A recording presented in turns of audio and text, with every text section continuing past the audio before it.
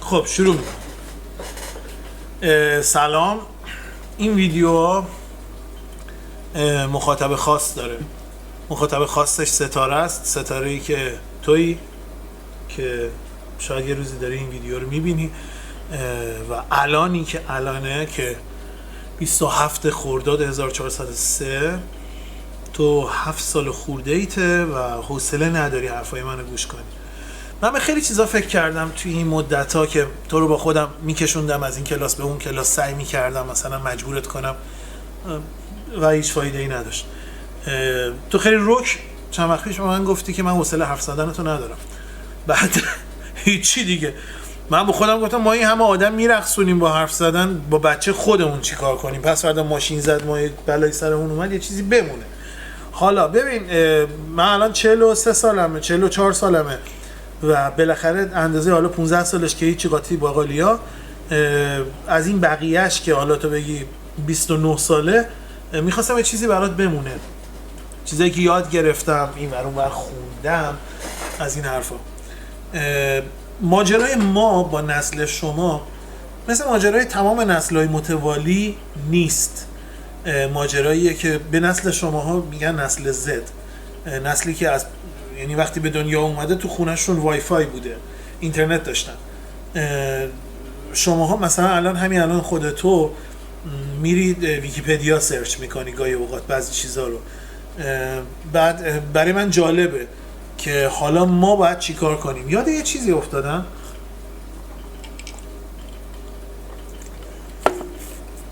که من رسوند به موضوع این ویدیو که ویدیو اولی است.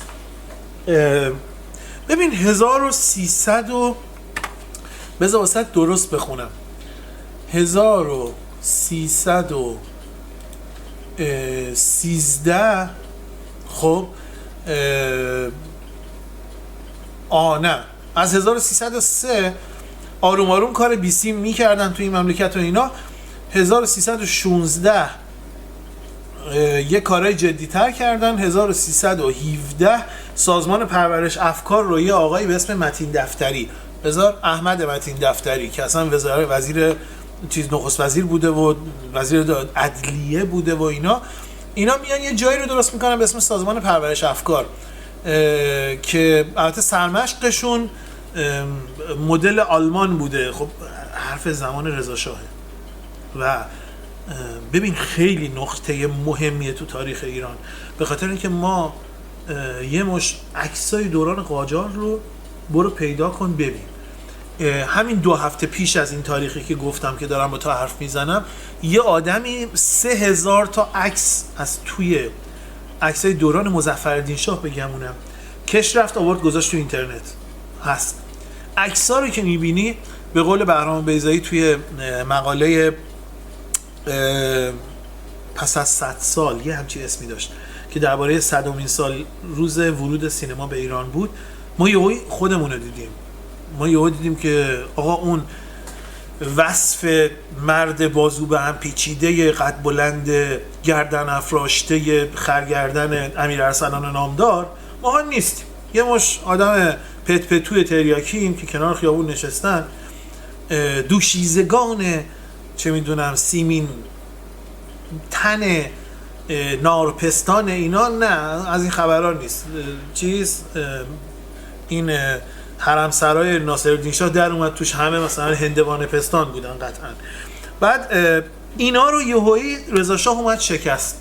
رضا شاه اومد این مردم از تو خیابون جمع کرد که تو خیابون دیگه تریاک نکشین آقا، البته بعضی از کاراش این بود. بعد تو 16 سال این آدم بیش فعال خب چون هیچ جوری دیگه نمیشه این همه کار کرد، مثلا راه آهن آورد تو این مملکت. دانشگاه تهران ببین سال 1313 یعنی به تاریخ الان 90 سال پیش تأسیس شده. سوای دانشگاه تهران یه چیزی که آورد رادیو رو اومد منظم کرد. اون چیزایی که بهت گفتم، حالا قصه رو برگردونیم، رادیو رو راه میندازن و توی این رادیو اون سازمان پرورش افکاری که توش بود شروع کردن به برنامه سازی برای مردم. فراگیر شده بود مردم با این رسانه جدید آشنا شده بودن.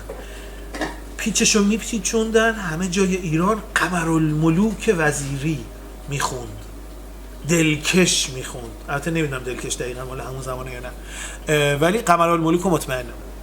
قمرالملوک وزیری میخوند. یهو همه چی تغییر کرد. یهو مردم، ببین رسانه اومد، جامعه ای که آمادش نبود راستشو بخوای یهو پوست انداخت، یه چیز دیگه شد. لباساشون رو عوض کردن، حجاب از سر زناشون کشیدن، مجبورشون کردن متمدن بشن و این تمدن رو البته که به زور چماق تو سر ملت فرو کردن. البته پشتم خوردن بدبختا، هم خودش هم پسرش. ولی این اتفاق افتاد. در هر حال یه سری ثمرات داشت، یعنی از این بغل مغلا یه سری اتفاقات خوب افتاد. یکیش همین دانشگاه تهران بود، یکیش اون قضیه راه آهن بود، یکیش اینی که الان میخوام واسه تو تعریف کنم. ماجرای این بود که ببین همونجور که شماها نسل زی هستین، خب نسل آدمایی که با چیز اومدن بالا، یهو با رادیو آشنا شدنم، میشه گفت نسل سی اول قرن 14 ایرانه. یعنی سال 1313 14 اونم همین شکلیه. راحت باش، صدات نمیافته این تو.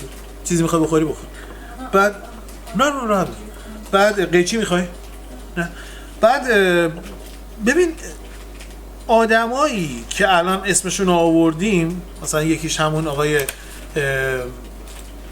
کی بود، آقای متین دفتری، اینا با اینکه سنشون زیاد بود ولی نسل زی حساب میشدن، به خاطر اینکه اینا با یه سری چیزا اومدن جلو که اینا رو جامعه یهو 100 سال ازشون عقب بود و اینا داشتن. رادیو، روزنامه.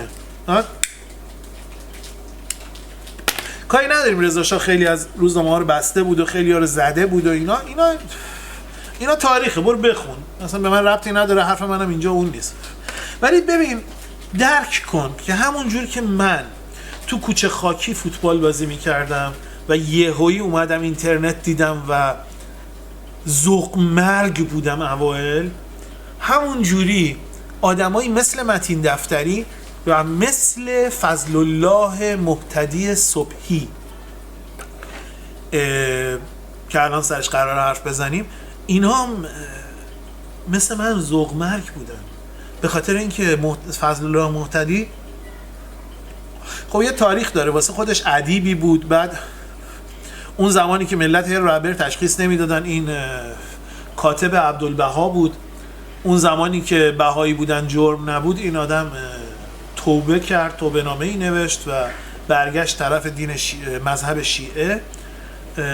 اینا هم باز حاشیه، اگه دوست داشتی برو دنبالش، که بعیدم نمیدونم بهایی ها ازش متنفر باشن، اصلا بعید نمیدونم، ولی آدم معتدلی بود، به خاطر اینکه بعدن این آدم فش نداد به کسی، گفت من نیستم، من تو این بازی نیستم.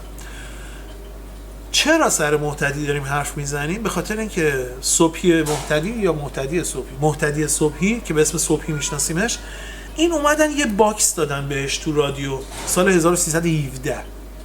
یعنی 1317 ببین مردم هنوز وقتی که قطار از لای جنگل‌های شمال رد میشد بهش سنگ میزدن، تا همین چند وقت هم میزدن، ولی حالا سنگ میزدن، این چیه؟ خب بعد بعضیا با دیدن قطار گریه میکردن چون واکنش دیگه ای نداشتن، نمیدونستن چی کار کنن، این یارو چرا تون راه میره. تندترین وسیله زمینی بود که بشر ایرانی به خودش دیده بود. اون موقع صبحی شروع میکنه به اجرای یه برنامه‌ای به اسم برنامه ظهر جمعه ظهر، داستان ظهر جمعه، قصه ظهر جمعه، که این سنت بود، تو پرانتز بهت اینو بگم، این سنت بود زمان منم بچگیام. یه رضا رهگذرنامی بود که اسم اصلیش رضا سرشاره که اینو ادامه داد و نمیدونم الان قصه ظهر جمعه هست یا نه، بذار الان نگاه میکنم برات. بعد قصه ظهر جمعه بود از همون موقع، دوره جدید از سال 99 به آنتن رفته است. اوکی، یعنی هنوز هم هست، یعنی الان که سال 1403 هستیم هنوز ظهر جمعه قصهش هست. خیلی حالا ایشالله که هست. بعد قصه زهره جمران که این شروع کرد، خب ادیب بود، کارش درست بود، قصه ی عالم بلد بود، طبیعتا اون وسطا شاهنامه ماهنامه هم قاطی میزده یا از سعدی می آورده و فلان و اینا. این آدم خیلی باهوش بود، فهمید که نمیگیره، راه نمیره و به زودی مایه کم میاره.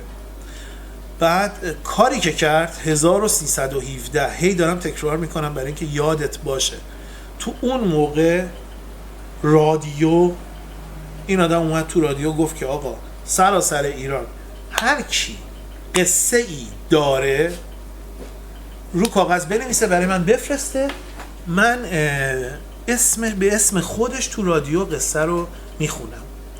این خیلی اتفاق خفنی بود.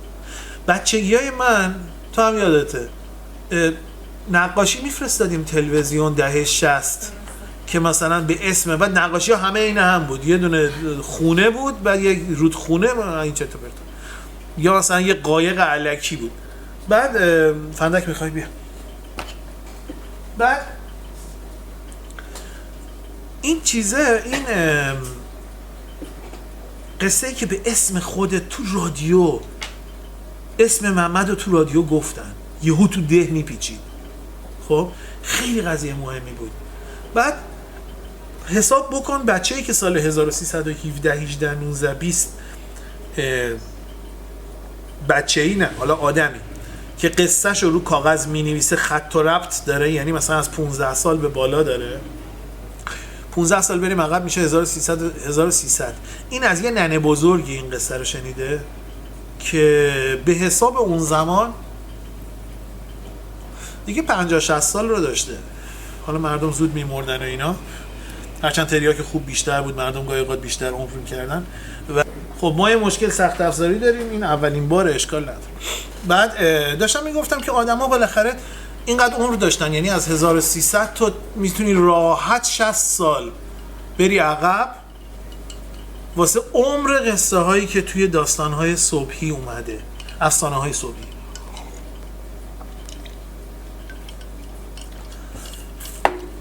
این یعنی 1200 یعنی قصه ها خیلی کهنن. ویژگیش اینه، ساده ترینش، خیلی کهنن، خیلی اصیلن قصه های صبحی. حالا کتابشو ببین، بعد انقلاب، همون قبل انقلابم کتاب در اومد، بعد انقلابم در اومد، تو 2 جلد در اومده، 2 تا جلد 600 صفحه‌ای. و قصه ها، حالا کسی نمیگه همشونم چه میدونم شاهکارن، اصلا ویژگی این قصه ها اینه که قرار نیست شاهکار باشن. این قصه ها قراره درون مایه هایی از فرهنگ عامه ایران داشته باشن در خودشون. قراره که یعنی دارن، اصلا ویژگیشون اینه. و مهم اینه که مثل همین قضیه حرف زدن من با تو، خب که من الان اومدم ثبت کردم اینو و حالا این کانال بعداً آدمای دیگه بیان نگاش کنن، اصلا اون که من بهش فکر نکردم، ولی یعنی براش کیسه‌ای هم ندوختم، ولی حرف من با تو همینه. یه چیزی باید این وسط توی یک نقطه گردش خب دست به دست شه. اگه صبحی این کارو نمی‌کرد خیلی از داستان‌های ما گم می‌شد. مشابه این کار رو به شکل میدانی با زحمت فراوان در ایران به صورت یگانه و تک یه آدمی کرد که استاد من بود و زود مرد و داغش به دل من موند. اسمش محسن میهندوسته. کتاب ازش زیاد در اومده. محسن میهندوست مردم شناس گردن کلفت، اسطوره شناس حسابی، پژوهشگر خستگی ناپذیر. کتاباشو که میخونی ته کتاباش مثلا نوشته داستان مثلا نخودی، راوی محمد اصغری چوپان، مثلا یه شغلش چوپونی بوده، این رفته تو روستاهای خراسان اینا رو پیدا کرده، وادارشون کرده براش حرف بزنن. صبحی این کار رو تونست آسان‌تر بکنه، یعنی صبحی مطمئنم سیل نامه ها از سراسر کشور به سمتش رفت و این داستان ها رو گرفت و تو کتاباش در آورد. خوبی این داستان ها در اینه که تصویر روشنی از ایرانی میده که خیلی وقتا این تصویر توی چیزا نیست، توی روایت رسمی، یعنی منظورم کتابی که شسته رفته در میاد یا مثلا داستانی که رنگامیزیش میکنن وجود نداره. ببین ایرانی که توی این قصه ها هست ایران خشکیه که مشکل آب داره. این تو همه داستان ها، تو بیشترشون. من کم به جنگل برخورد کردم تو این داستان ها. من آب بخورم.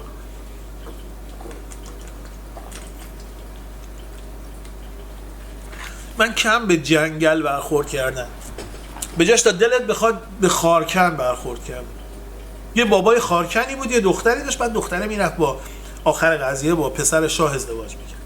حالا اینا که الگوها ثابته. بخوای انبازی در بیاری با دید غلطگیر بری طرفش، گیره.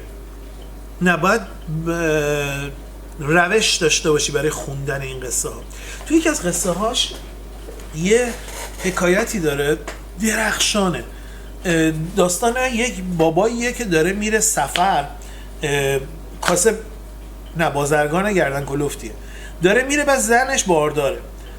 به پسرش میگه مادرت که زایید اگه پسر بود نگهش داریم، اگه دختر بود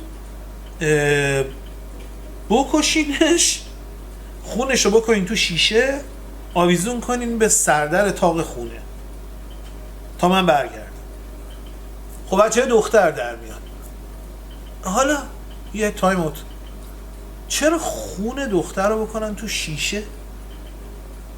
چرا خون دقیقا نمیشه دستش رو آویزون کنن؟ نه، این خونه بکارته. خب سردر خونه آویزونش میکنن به خاطر اینکه این مشابه همون دستمالیه که شاید بعدن که بزرگ شید مثلا بهت بگن که توی بعضی از مراسم عروسی جاهای مختلف ایران دستمالیه که دستمال خونی شب هجله است که میارن میگردونن. اینم همینه، پوز دادنه. بچه رو نمیخوان بکشنش، میخوان باش پوز بدن. دختر بکر داریم تو این خونه. خب بعد خیلی جالبه، من خیال میکردم یه خورده من فروید زدم و از این حرفا. بعد در ادامه قصه دیدم که پسر وقتی که میبینه بچه‌ای که در اومده دختره، برمیداره چیز میکنه، خون کفتر میکنه تو شیشه و آویزون میکنه اون بالا. خون کبوتر خیلی خون پاکه، از اون کبوترهای فره ایزدی که رد کنیم که کبوتر سفیده، اونور دنیا هم کبوتر صلحشون سفیده. ما مثلا چون همین الانشم تو خراسان یه چیز جالب بهت بگم، شاید بگی بی ربطه، ولی خب اینا چیزایی که تو مخ معیوب من میذاره دیگه، من میگم. توی همین قاین، شهر من قاین، چیزه بچه‌هایی که اهل نشجاتن، مواقعی که گیاه شادونه رو میکارن که بعدن ازش گل، مثلا به زمان شما دیگه میگن گل، ازش برداشت کنن، خون کفتر میدن پاش. خیلی چیز جالبیه. اون گیاه حالت روحانی انگار ایجاد میکنه، واسه همین خون گوسفند پاش نمیدن، خون خر پاش نمیدن، خون کفتر میدن پاش، به خاطر اینکه تصور عامه بر اینه خون پاکه. خون پاک برای دختری که تازه به دنیا اومده اینا معنی داره. از چیز اینا شانسکی نیست. راویان این قصه ها قطع شد؟ نه، راویان این قصه ها همشون توی جاهای مختلف، ببین این قصه واسه اینکه برسه به دست صبحی یه سلسله مراتبی رو طی کرده. اینی که میگم قطعا این قصه بیشتر از 100-150 سال، ای بسا بیشتر عمر داره، واسه اینه که راویان این قصه ها تیکه به تیکه توی شبای مختلفی که این قصه ها رو نقل میکردن، زمانی که رسانه فقط مادر بزرگ بوده، موقعی که این قصه ها رو نقل میکردن، جاهایی که جالب نبوده یا جاهایی که میشده روش کار کرد رو با ذوق خودشون راویان گمنام داستانهای ایرانی سنگ زدن، ساب زدن و درش آوردن، تمیزش کردن، خوشگلش کردن. اینا به ما کمک میکنه که وقتی داریم قصه ها رو میخونیم هیچ چیزی رو توش سرسری نگیریم، هیچی.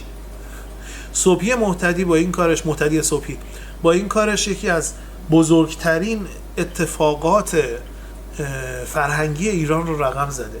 یک عالمه داستان از دل فرهنگ عامه ایران استخراج کرده و اینا رو رسونده دست ما.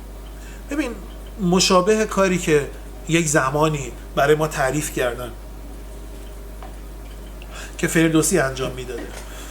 فردوسی هم یه چیز داره، یه فیلمنامه داره بهرام بیضایی به اسم دیباچه نوین شاهنامه، خیلی نمایشی و خوشگل توش در آورده. تصویر فردوسی که ساعت 9، تصویر فردوسی که داره چیز میکنه، داره داستانا رو شعر میکنه و یه چیزی شبیه به فراخوان داده و مردم میان از سراسر خراسان بزرگ اون زمان و تخت پوست واسش میارن، داستانایی که شنیدن یا جایی دیدن یا گاهی اوقات میان فقط واسش تعریف میکنن، تخت پوست هم نمیارن. یه قصه داره درخشان. توی این قصه یه بچه ای رو خانواده پیدا میکنن، زن و شوهری که بچه ندارن، اینو پیدا میکنن میارنش تو خونه. بعد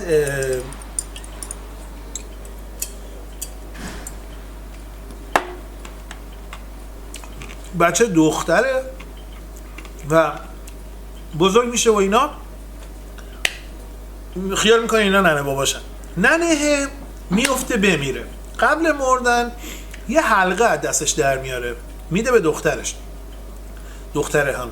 بعد میگه که ببین اینو من که مردم برو تو حموم روستا دست دخترها و دخترای دم بخت و زنای بیوه بکن، ببین دست کی میره، به دست هر کی که رفت اونو واسه بابات بگیر. اینم میگه نه چه حرفیه و میگه نه درسته همینه. خلاصه طبیعتا یه خورده آه و ناله. بعد خود ننه میمیره این میمونه و حلقش. بعد دوره میفته تو روستا که این دست کی بره، دست ایش که نمیره. بابا هم میدونسته، منتظر کف کرده لابد. بعد یهو این که میگم کف کرده چون باش کار دارم، همینجوری واسه خنده نگفتم. یه روزی این دختره داره با حلقه بازی میکنه جلو چش باباه، حلقه میره توی انگشتش و باباه میبینه. بعد باباه تازه سر از راز دلش برمیداره، میگه آقا تو که دختر ما نیستی، ما تو رو پیدا کرد، پس بیا بگیریمت. بعد حالا الان اونایی که چیزن، اونایی که مثلا چه میدونم فروید دوستن، الان از این چه چیزها در خواهند آورد. ولی ای کاش اینا خونده میشد یه جای بهتر از اینجا که من مثلا خاله زنک همینجوری یه چیز دارم میگم. بعد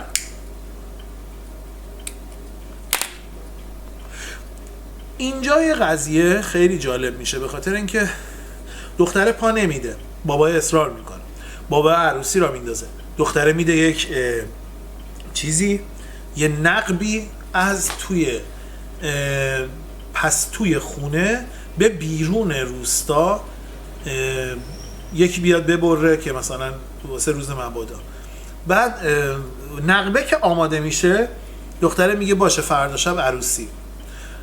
پای عروسی که میان دختره خودشو توی یه پوست گوسفند میپیچه و میره توی این نقب و از اون ور سر در میاره و این پوسته همراهشه.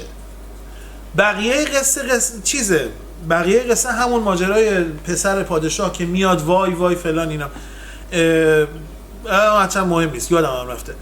ولی تا همین جاش اگه یکی بخونه اینا رو، مثلا خب آدم که میخواد بره تو نقب، موش که تو سوراخ نمیرفت جارو به دنبش میبست و چه مرضیه، واسه چی پوست گوسفند بپیچه دور خودش؟ واسه که کثیف نشه مثلا؟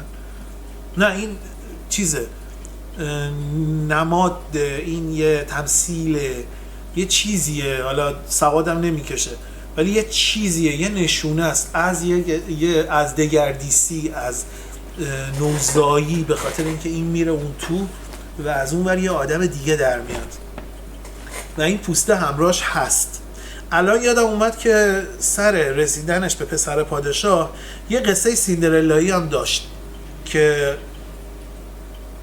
این میرفت یه جا میرقصید، از همه بهتر میرقصید، بعد شب زود میزش میرفت، میگشتن دنبالش، خلاصه که پیداش میکنن و ازدواج میکنن دیگه. ببین خیلی از این چیزا توی این قصه ها هست و این قصه ها رو باید درست خوند و من پیشنهادم به تویی که داری آروم آروم بزرگ میشی این که این قصه ها رو تو سن کمت بخونی. ببین ستاره، من اگر بخوام اصرار کنم یا اصرار داشته باشم برای اینکه تو کتاب خون بشی، راستشو بخوای سوراخ دعا رو گم کردم، به خاطر اینکه این رسانه در حال کنار گذاشته شدنه، نه فراموشی. کتاب اونی نیست که اینجوری کاغذ دست بگیری دیگه. ببین اینا رو من دارم، خب فرهنگ فارسی، من موقعی که اینا رو خریدم شبش از ذوق نخوابیدم، ولی خب سایت اومده، چه کاریه، تموم شد. الان شما لنگ یک کتاب باشین که آمازون به ایران نمیفرستد و چه میدونم ما تحریمیم، پولش رو چجوری بهشون برسونی، یه رفیقی پیدا کنی، تومن بدی دلار بزنه، پی دی افش هست دیگه، پی دی افش رو میخونی، رفیقت بره اونجا ایپابش رو دانلود کنه، رو کیندل مثلا فلان کنه، حالا خاک تو سریع خودش رو داره میدونم، ولی راه داره، همه چی راه داره. ببین بچه، تو که داشت رو خشت افتاده بودی تازه، یه دختر گرجستانیه تو همون گرجستان، فکر کنم گرجستانه، داشت آیتی میخوند و شاکی شده بود از اینکه آقا $1 ما باش مثلا خونه میسازیم توی گرجستان. واسه چی یه مقاله $20 رو جی استوره؟ زمان ما جی استوره در ضمن هنوز یه سایتیه که همه میرن روش مقاله دانلود میکنن و چرا بریم اونجا؟ ولی این دختره نشست روی قضیه کار کرد، یه سایتی درست کرد که تو میری لینک جی استور بهش میدی، پی دی اف بهت میده، تمام دیتابیسشون رو یهویی قورت داد. خب الان تحت تعقیبه ها، تو مکانی نامعلوم در روسیه داره دکترایی نمیدونم چه زهرماری میخونه، ولی سایت سای هاب که این راه انداخت، امیدوارم زمان تو هم باشه، که اگه نباشه هم مطمئنم بهترش هست، به ما نشون داد که اصلا لنگ کاغذ، لنگ انحصار علم، لنگ خیلی از چیزا، ببین علم از انحصار در اومده، کلا دانش چیز سراسری شده. دلیل این که من اومدم روی یوتیوب دارم واسه تو ویدیو میذارم هم اصلا همینه، به خاطر اینکه بعد از این دانشگاه ها، حالا ما که هیچ پخی نیستیم ولی کلا دانش از این مجراها، از این روزنه ها دست به دست قراره بشن، نه کتاب فقط. مرض داری کتاب بخون. اینا الان تو کتاب جودی نمیدونم چیکار میشود، دکتر میشود و مثلا گاهی اوقات شبا میخونی، خب ولی حرف اینه که اگه تو جودی رو میخونی، یا اگه تو مثلا ما رفتیم برات، بذار اینو بگم، یه روز من تو عشق چیز بودی، عشق ستاره شناسی بودی، رفتیم یه اطلس ستاره شناسی از کتابخونه بگیریم، امانت بگیریم، گفتن نمیدیم. چرا؟ چون کتاب مرجعه. بعد من روی تبلتی که تو از یکی از فک فامیلا گرفته بودی، شب برات یه پی دی اف چیز گذاشتم، ستاره شناسی گذاشتم و ستاره شناسی برای تو تموم شد. یه ذوق بود که اومد و رفت، ولی نشستی نگاه کردی، عکس با کیفیت دیدی، دیگه تمومه. اصلا یوتیوب مثلا همین قراره چیز کنه. حرفمو تموم میکنم با تشکر از سارا که امروز پیشمون بود، که من هی بهش نگاه میکردم، حرف یادم میومد. و اینکه ببین بچه، داده هایی که جمع کردم تو این سالا رو من بعد از این سعی میکنم هفته یه بار واسط ویدیو بذارم. اینجوری اگه یه روزی حوصله کردی خودشو گوش کنی، میای بهم گیر میدی که واسط تعریف کنم. اگه حوصله نکردی یه زمانی این ویدیوها رو میبینی. اگه من مرده بودم هم نگاه میکنی، لابد گریه میکنی. اوکی آقا خیلی چاکریم. اگه کسان دیگه ای هم این ویدیوها رو دیدن، ما فوشخورمون ملسه، آیدی تلگرام ملگرام همه رو میذارم واسم بفرستیم. چاکریم. شب و روزتون خوش.